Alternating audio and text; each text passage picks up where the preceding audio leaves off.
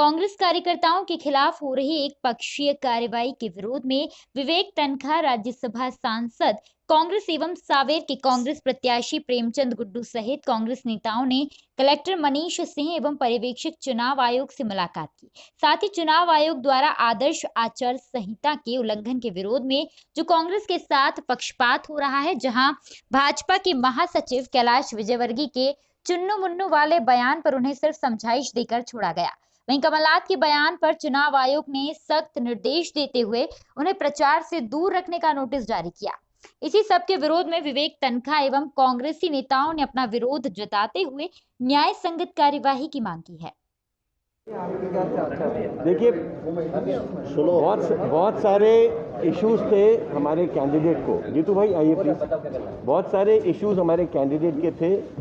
Polling booth की notification को लेके था, पोस्टल बैलेट को लेके था, कांग्रेसियों पे जो केसेस दर्ज हो रहे हैं उसको लेके था, कांग्रेसियों को जो नोटिस जा रहे हैं उसको लेके था। और हम लोगों ने उनको रिक्वेस्ट की कि इलेक्शन में लेवल प्लेइंग फील्ड होनी चाहिए, सब पार्टीज़ को पूरी सुविधा और आराम से चुनाव लड़ने का मौका दो। ये प्रेशर मत डालो, क्योंकि ये प्रजातंत्र के लिए ठीक नहीं है ऐसा प्रेशर। और उन्होंने हमारी बात सुनी, हमको आश्वस्त भी किया है कि कोई ऐसी चीज़ उनकी तरफ से नहीं होगी जिससे कि हमको कोई गलतफहमी आए। और हम उन आज बात करने के बाद संतुष्ट हैं। और अब हमको ये देखना है कि जो हमारी बात हुई है उसको वो क्रियान्वित कैसे करते हैं। सर, कल कमलनाथ जी के खिलाफ जो कार्रवाई हुई है, कैसे आप देख रहे हैं और लीगल तौर पर क्या कांग्रेस कदम आगे? देखिए, लीगली नहीं, हम तो सुप्रीम कोर्ट जा रहे हैं, बल्कि रात को शायद पिटिशन फाइल हो भी। आजकल ई फाइलिंग होती है। हम लोग ने कुछ अच्छे मुद्दे उठाए हैं, फ्रीडम ऑफ स्पीच और एक्सप्रेशन। इलेक्शन के दरमियान किस तरह से लीडर्स को आप अंकुश जो लगाना चाहते हो, किन बातों पे लगाओगे? इलेक्शनरिंग पे नहीं लगा सकते। और दूसरा जो लिस्ट बनती है, ये लिस्ट तो पार्टी की लिस्ट होती है। स्टार प्रचारक कौन होगा, ये बीजेपी, कांग्रेस, समाजवादी पार्टी वो डिसाइड करेंगे हमारे स्टार प्रचारक कौन होंगे। इलेक्शन कमीशन ना तो उसमें किसी को ऐड कर सकती है, ना किसी को सब्ट्रैक्ट कर सकती है। लेकिन जिस तरीके से कैलाश विजयवर्गीय को सिर्फ संयम बरतने की बात कहकर छोड़ दिया गया चुन्नू मुन्नू वाले मामले में, और इनको ये लगातार हम वो सब बातें अपनी पिटीशन में डाल रहे हैं कि बीजेपी के लीडर्स ने कौन कौन सी बातें पब्लिक डोमेन में की है, वो पिटीशन का पार्ट होगी। और हम उनको बताने वाले हैं कि जब बीजेपी के लोग कहते हैं तो आप उनको कुछ नहीं कहते हो। जब कांग्रेस के लीडर्स कुछ स्पीच देते हैं तो उसको आप ऑफेंस बना देते हो कि मॉडल कोड ऑफ कंडक्ट के अगेंस्ट है। तो एक प्रकार से ये कॉन्स्टिट्यूशनल जो प्रोविजन है फ्रीडम ऑफ स्पीच और एक्सप्रेशन का, उसका भी ये वायलेशन है। और एक इलेक्शन के दरमियान लास्ट मोमेंट में आप कमलनाथ जी को बिना नोटिस दिए, देखिए ये बहुत आश्चर्य की बात है। इमरती देवी जी की जो कंप्लेंट थी, उस पर आपने कमलनाथ जी को 48 आवर्स का नोटिस दिया। आपने अभी जो कंप्लेंट थी जिस पे आपने एक्शन लिया है, उसमें आपने कमलनाथ जी को कोई नोटिस दिया, उनसे पूछा? कोई किसी व्यक्ति के ऊपर इस देश में आज की जो हमारी न्याय प्रणाली है, उसमें आप किसी को बिना उससे पूछे, सूचना दिए आप एक्शन ले सकते हो? आप 6 घंटे की सूचना देते, 1 घंटे की देते, पूछते तो कमलनाथ जी से कि आपने क्या बोला है। एक शब्द नहीं पूछा गया उनसे, वो तो खुद आश्चर्य चले गए। अच्छा, दूसरा 3 दिन पहले तो आपने एक एडवाइजरी दी उनको, और ये जो स्पीचेस थी शायद उसके पहले की थी, तो उसके पहले आपने ये बात क्यों नहीं कही? और आप फ्राइडे इवनिंग कोई ऑर्डर पास करते हो, क्योंकि सैटरडे संडे लास्ट 2 डेज है, कोर्ट भी बंद है। क्या आयोग किसी दबाव में काम कर रहा है? हमारा तो कहना है कि ये जिस प्रकार से जो ये ऑर्डर निकला है फ्राइडे को, और सैटरडे संडे कोर्ट बंद है, संडे को वैसे भी इलेक्शनिंग खत्म हो जाएगी, तो एक प्रकार से कमलनाथ जी जो हमारे स्टार प्रचारक नहीं थे, वो हमारा कैंपेन लीड कर रहे थे। और जिस प्रकार से पब्लिक उनको सुनने आ रही थी, ये बीजेपी की साजिश थी और है कि उनको रोकें, जिससे कि उनको लगता है कि जितनी पब्लिक आएगी उतना लोग मन बनाएंगे बीजेपी के अगेंस्ट। बट बीजेपी को ये भ्रम है, अगर जितना आप रोकने की कोशिश करोगे उतना लोग आपके अगेंस्ट और बोलेंगे। यही तो प्रजातंत्र की शक्ति होती है। सर, कैसे आप देख रहे हैं 28 सीटों पर चुनाव होना है, और क्या कांग्रेस कमबैक करने में कामयाब होगी? क्योंकि एक बड़ा चुनौतीपूर्ण ये इलेक्शन दिख रहा है। देखिए, बहुत सिंपल है। जी। जब इलेक्शन स्टार्ट हो रहा था, मैं तो उनमें से हूं जो अपनी बात खुल के बोलता हूं।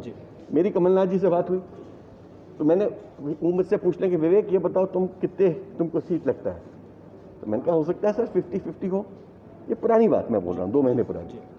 उन्होंने कहा नहीं तुम देखना 20 के बहुत ऊपर होगा आंकड़ा। ऐसा बहुत अच्छी बात है, ऐसा हो तो इससे अच्छी बात क्या हो सकती है। थोड़े दिन बाद फिर हम लोग ने रिव्यू किया और जब ये भीड़ आने लगी तो फिर हमको बीजेपी के मित्र भी बोलने लगे अरे ये तो कांग्रेस की तरफ प्रति झुकाव है। आप लोग बोलने लगे, मीडिया, पूरी मीडिया हमको बोल रही थी कि अरे ये तो कांग्रेस की तरफ झुकाव दिख रहा है। अब आज के दिन बीजेपी समझ रही है कि ये एक तरफा चुनाव हो गया है और वो ये जो कल का जो ऑर्डर है ये बीजेपी की जो कंप्लेंट है उस बौखलाहट का एक प्रतीक है।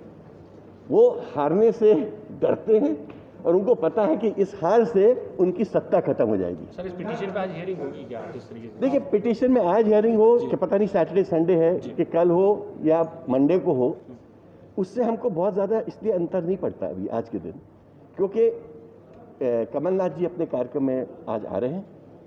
बहुत होगा तो खर्चे में आप ऐड करोगे।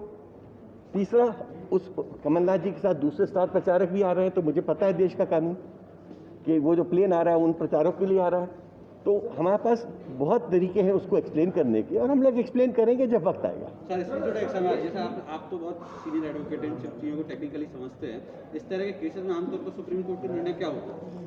देखिए ये डिपेंड करता है, ये जो केस होगा, और मैंने आज अपने एडवोकेट ऑन रिकॉर्ड को गाइड भी किया है कि एक प्रेयर ये डालो कि सुप्रीम कोर्ट को अब समय आ गया है, गाइडलाइंस देनी चाहिए कि इलेक्शनरिंग किस तरह से होगी, क्योंकि अगर आप इलेक्शनरिंग को इस तरह से रोकोगे और लोगों को आलोचना भी नहीं करने दोगे, देखिए इलेक्शन में कुछ इन्वेंडोज होंगे, क्या ट्रंप नहीं कर रहे हैं, क्या जो बिडेन नहीं कर रहे हैं, क्या यूके में नहीं होता है, अरे वर्ल्ड में होता है भाई।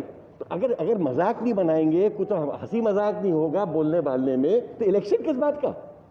आप इलेक्शन को फेस्टिवल ऑफ इंडिया, अब ये फेस्टिवल है, चुनाव भी एक प्रकार से पब्लिक डेमोक्रेसी का एक फेस्टिवल होता है, उस फेस्टिवल को होने तो दो आप जी। अभी आपने कहा कमलनाथ जी से आपकी लगातार बात हुई है, ये जो एक आइटम वाला बयान है इसको बीजेपी बड़ा खून दे रही है, वो खत्म हो चुका है, बात खत्म हो गई। जैसे फ्रीडम ऑफ स्पीच की बात करें या अपन डिफरेंशिएट करें, उन्होंने अपनी बात रखने का मौका भी नहीं दिया, तो क्या बात रख सकते हैं इस बयान के ऊपर अपन? नहीं ये आइटम पे नहीं है, ये नहीं, वो बात खत्म हो चुकी है, उसमें कमलनाथ जी का एक्सप्लेनेशन एक्सेप्ट भी हो गया है और एडवाइजरी के साथ वो बात समाप्त हो चुकी है, तो उसको आप बोलने से कोई मतलब नहीं है। ये जो आया है कल का ऑर्डर, उसका उससे कोई लेना देना नहीं है। ये कुछ उसके पहले कमलनाथ जी ने कैजुअल जो स्पीचेस दी है उसमें से कुछ एक्सट्रैक्ट्स निकाल के एक उनको ऑर्डर पास कर दिया। चंबल का बेल्ट जो है वो इस चुनाव में बहुत महत्वपूर्ण रहने वाला है, वहाँ के आकलन पर अगर हम बात करें तो क्या कहता है भाई? हमको जो खबरें आ रही हैं, और ये खबरें शायद आपके पास भी आ रही हैं, कि एक तरफा चुनाव हो रहा है, एक तरफा चुनाव हो रहा है, और ये एक अजीब स्थिति बनने वाली कि बाई इलेक्शन डिसाइड करेगा कि कौन सी गवर्नमेंट सत्ता में रहेगी। मतलब चंबल बेल्ट से सिंधिया का जनाधार जो है वो खत्म हो गया। अब जो दिख रहा है वो आपको भी दिख रहा है, मुझे भी दिख रहा है। नहीं, पर आप फील्ड में जाते हैं, आप बेहतर हमको तो दिख रहा है, अच्छा आपके हिसाब से हमको तो भीड़ दिख रही है। स्ट्रॉन्ग रीजन क्या है? जैसे कि आपने स्ट्रॉन्ग रीजन चुनाव और इलेक्शन कमीशन कहीं ना कहीं दबाव में है, तो क्या इसका इस फैक्टर पे असर करेगा, क्या लगता है? देखिए बड़े बड़े चुनाव हुए हैं इसके पहले भी, और पब्लिक डिसाइड करती है अल्टीमेटली कि चुनाव का रिजल्ट क्या होगा, और हमको भारत की और मध्य प्रदेश की पब्लिक पे भरोसा है। और जब वो देखते हैं कि दबाव बढ़ रहा है, तो जब दबाव बढ़ा है इस देश के इतिहास में, पब्लिक ने उसका जवाब दिया है। देश की निर्वाचन आयोग जैसी एजेंसियां ही यदि राजनीतिक दलों के प्रभाव में रहेंगी तो फिर निष्पक्षता कहाँ रह जाएगी चुनाव में? तभी तो मैं सेशन साहब को बहुत मानता था। एक आदमी ने बदला था चुनाव का मीनिंग, मतलब उसके पहले जब चुनाव होते थे तो ऐसा लगता था कोई कानून नहीं है। एक आदमी आया, उसने देश को बता दिया कि चुनाव का कानून क्या है। मगर अब जो हो रहा है वो सेशन साहब की जो बात थी वो निष्पक्ष थी और सब पार्टी के लिए थी। अब जो है आप एक पार्टी पे कानून दिखा रहे हो, दूसरे पार्टी को कुछ नहीं कह रहे हो। सर आपने जैसे बताया सर तनखा साहब चलो हो गया। दूसरे कैंडिडेट को डाक मतपत्रों की लिस्ट के लिए परेशान होना पड़ता है।